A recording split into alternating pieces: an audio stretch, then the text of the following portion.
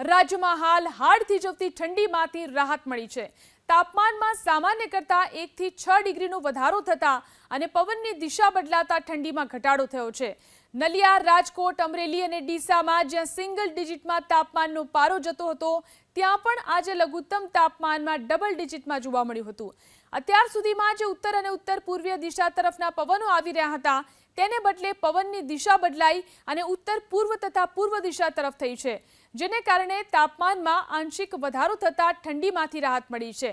બીજી તરફ ગુજરાત નજીકથી એક વેસ્ટર્ન ડિસ્ટર્બન્સ પસાર થયું હોવાથી ઠંડીનું જોર ઘટ્યું હતું। હજુ પણ આગામી 24 થી 36 કલાક તાપમાનમાં મોટા ફેરફારની શક્યતાઓ નહીવત છે।